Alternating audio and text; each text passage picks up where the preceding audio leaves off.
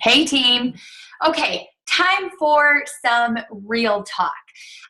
Today I posted something in my PS group and I was just wondering out of all my PS coaches, about 10% hit Success Club in December. And I was just wondering where are the holes here? What can I be communicating better? How can I be instilling the importance of hitting Success Club as the foundation of our business? How can I be doing a better job of that, right? And I was really confused on how to best serve our team this week, being that, I'm not sure what I'm lacking here and what I should be communicating that I'm not. So here's what I want to communicate. I was just talking to Chris and, we were talking in terms of fitness and life more so, but it applies to our business so much.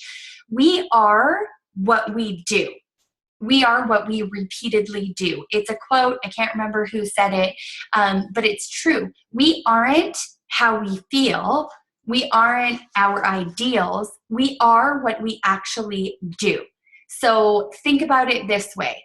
A cheater's not a cheater till they cheat, because that's what they did, right?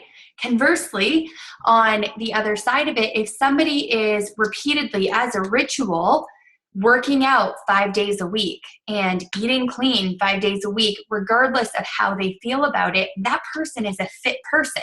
They are what they do.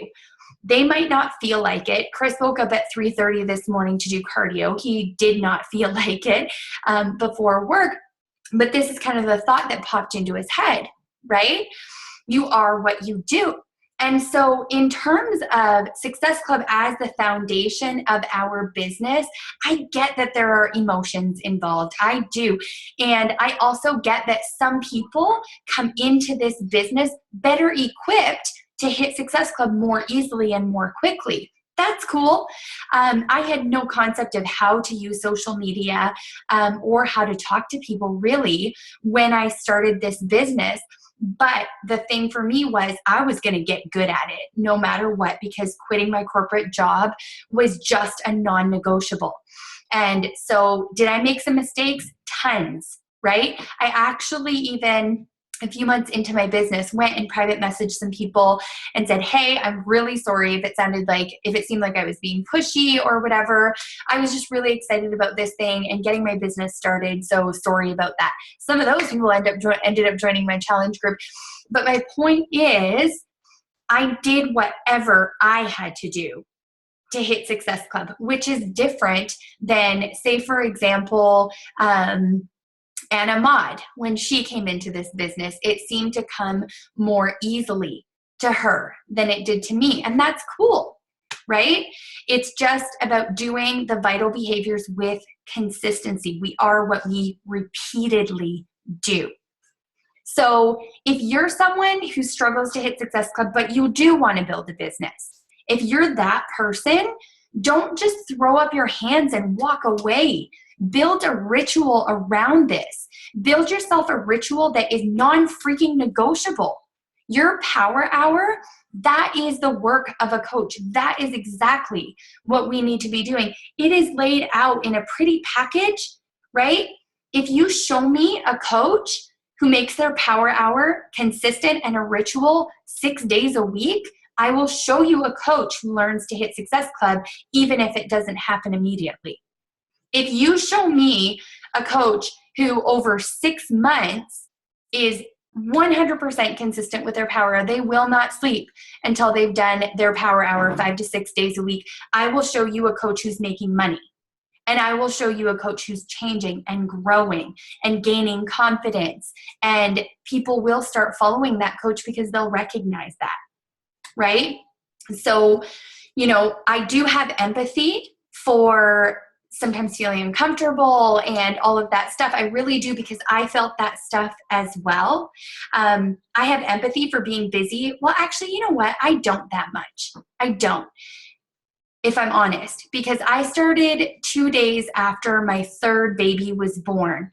And if you can imagine, if you don't have kids, if you can imagine a little person waking you up every 2 hours and keeping you awake for 45 minutes to nurse, and then you do the diaper change and all of that kind of stuff, put them to bed, and then you get to sleep for an hour before they wake you up again, and then waking up at 5 a.m. to get some work done before your other two littles wake up in the morning, right?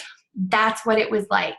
And Chris he does the cop life, right? So he's on shift work. And when he works, we don't see much of him for 4 to 5 days. I'm basically single momming it for 4 to 5 days at a time. And then he's home, and definitely that takes off some pressure. But the sleep schedule and all of that was the same. So in terms of being busy, I mean, if I can make it work, I don't see why anybody can't. And I know people in a lot of different situations with a lot of different kinds of busy have been able to make it work, right? A consistent power hour for somebody who wants to grow a business, like think about that for a second. An hour of your time to grow an income, to grow a business is not a lot. Like I'm talking to you if this is your goal to grow an income. Like it's really not a lot to ask. Typically, when somebody starts a business, they invest $500,000 if we're talking like a franchise, maybe $1 million for some franchises. They're investing that and they're working 24/7 to turn a profit within 5 years, right? You started this business for the price of a challenge pack, right? And putting an hour in, like sometimes it's uncomfortable and sometimes you're not sure how to, how exactly to go about things, but there's an element of like personal responsibility here. Like you figure out how to make contacts because your way might be different than our way. We've got a ton of ideas for you, like use them, implement them, and then make it your own. If you're not sure how to talk to people, there are scripts there. I use them. I use them 100% when I was a new coach because I did not know how to communicate with people. Okay. So all of that just to say, I think that there certainly are things that I can be doing better, things that I can be doing differently as a leader. However, I really believe 100% that a person's success depends on their own commitment to have that daily ritual that is going to make them successful. So I'm challenging you guys right now. I'm challenging you to be your best self and to look at what you want and to do what it takes to get there. Right? My fitness journey, I've got some things working against me. So I've got to eat twice as clean and work out twice as hard to be as fit as some of my, the fit girls on the team, whatever. That is just my situation. So then I'll do that work. Right? So look at what you want and take an honest look at your rituals. Are you really being consistent? Like, are you? And if you're not, I'm not judging you. I'm just telling you, as somebody who's been doing this for 3 years and has built a successful business, that's what it takes. And I believe that every single person here has the ability to make that happen. I'm just asking you that if you have goals that you take responsibility for that and you commit.